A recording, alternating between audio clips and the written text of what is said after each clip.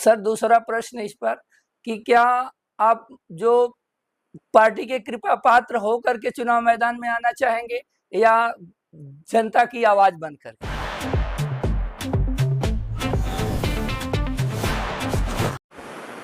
और sir last question, जैसे आप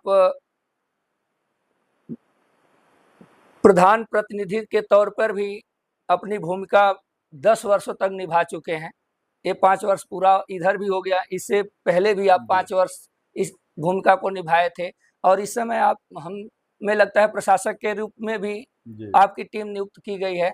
इस अनुभव पर आपको क्या लगता है कि मतलब और क्या कमजोरी बनती होगी जिसके वजह से कुछ विकास नहीं हो पाता है, अथवा तो आप लोग जो गांव के लोग हैं, जैसे कई जगहों पर मैं देखता हूं कि रास्ता दो लोग पक्षों के विवादित होने की वजह से बन नहीं पाता है, इस पर आपके क्या दृष्टिकोण होंगे और पब्लिक को आप क्या एडवाइस करना चाहेंगे? देखिए, हम साफ साफ कहना चाहेंगे, जब भी आप जनप्रतिनिधि का चुनाव करें तो निश्चित रूप से जाति, धर्म, संप्रदाय से ऊपर उठकर, धन और शराब आदि से ऊपर उठ करके चुनाव करें। एक अच्छा प्रतिनिधि निश्चित रूप से बेहतर विकास करेगा। मैं ग्राम पंचायत बलुआ भवानी बक्सिंग के प्रधान प्रतिनिधि के रूप में यह चैलेंज पूर्वक कहता हूं, आप गांव में चारों तरफ घूम लीजिए, हर तरह अच्छी सड़कें मिलेंगी, अच्छी व्यवस्था मिलेगी और निश्चित रूप से इसको चाक चौबंद करने का प्रयास किया गया। पक्की सड़कें कई बनवाई गई, रास्ता वहीं नहीं बन पाया जहां लोग बनने नहीं दिए, किसी की व्यक्तिगत जमीन थी या कोई और कारण थे। और ग्राम प्रधान अगर चिंतनशील है और निश्चित रूप से अधिकारियों से, राजनेताओं से संपर्क में है तो निश्चित रूप से गांव पंचायत का बेहतर विकास होगा। हमारे क्षेत्र में अच्छा विकास हुआ है पूज्य योगी आदित्यनाथ जी के नेतृत्व में, उनके कार्यकाल में अच्छी अच्छी सड़कें बनी हैं, जितने भी महत्वपूर्ण सड़कें थी वो बन चुकी हैं। अगर कुछ छूटी सड़कें हैं, हमको तो अधिशासी अभियंता लोक निर्माण विभाग ने बताया कि आप 2 लेन की सड़क के लिए 1 किलोमीटर से बड़ी कितनी भी सड़क हो ले आइए, हम उसको 2 लेन बनवा देंगे, लेकिन शर्त यह है कि कहीं कोई जमीन का विवाद न हो। विवाद न हो तो कोई भी सड़क बनने से नहीं रह जाएगी।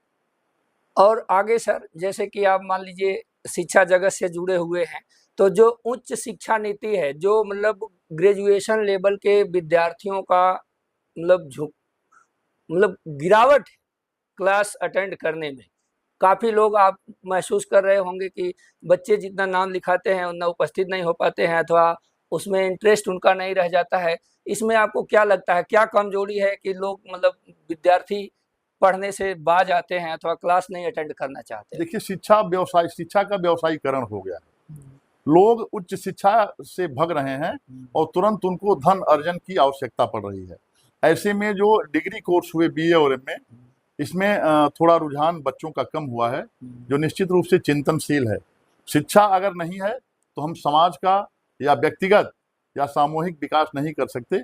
शिक्षा सबके लिए जरूरी है और सरकार तो शिक्षा के लिए प्रयासरत है। निःशुल्क शिक्षा की व्यवस्था या छात्रवृत्ति की व्यवस्था सरकार कर रही है। कतिपय स्थानों पे अगर कोई कमी है तो अभी सरकार के संज्ञान में डालने का प्रयास किया। लेकिन हमें सर लगता है कि जैसे मान लीजिए अगर जो कैटेगरी वाइज मान लीजिए इंटरमीडिएट लेवल की वैकेंसियाँ, ग्रेजुएशन लेवल की वैकेंसियाँ, पोस्ट ग्रेजुएशन लेवल की वैकेंसियाँ, अगर ये समय पे निश्चित होती कि हर साल में इतना भर्ती होना ही है और इतने लोग सेलेक्ट ही किए जाएंगे, तो हमें नहीं लगता कि ये इतना गिरावट आती इसमें। देखिए, सरकार जो शिक्षा में नियुक्ति करती है, किसी भी संस्थान में नियुक्ति करती है, वह उस संस्थान के शिक्षकों की कमी के आधार पर करती है। चूंकि इधर जो शिक्षा की व्यवस्था हुई पिछले कई वर्षों से, वह वित्त विहीन शिक्षा की व्यवस्था हुई। वित्त विहीन शिक्षा में सरकार सीधे कोई फंड नहीं देती अध्यापकों के लिए। यह थोड़ा सा चिंतनशील है और सरकार को इस दिशा में भी सोचने का प्रयास करना चाहिए। हम लोग एक बार माननीय उप मुख्यमंत्री जी से इसको संज्ञान में लाए थे और इसके क्रम में ही शिक्षकों को कैशलेस सुविधा की व्यवस्था हुई। 5 लाख जैसे आयुष्मान कार्ड की तरह अन्य लोगों को मिलता था, उसी तरह शिक्षकों को भी सरकार देने का कार्य कर रही है। अच्छा सर, एक चीज़ और, जैसे मान लीजिए व्यक्तिगत है कि क्या आप आगे किसी चुनाव के लिए इच्छा रहेगी चुनाव मैदान में आने के लिए? देखिए, जो राजनीति करता है, जो जिस क्षेत्र में है, उसकी इच्छा निश्चित रूप से रहती है कि कोई अच्छा चुनाव लड़ा जाए। लेकिन चूंकि हमारा क्षेत्र, हम लोग ऐसे क्षेत्र से बिलोंग है जहां विगत कई वर्षों से विधानसभा सुरक्षित है, तो और आरक्षण का जमाना है, अस्थायी नहीं है कि आज हम इस पद पे हैं तो अगली बार आरक्षण के नाते रह पाएंगे कि नहीं रह पाएंगे, तो इसकी कोई गारंटी नहीं दी जा रही है।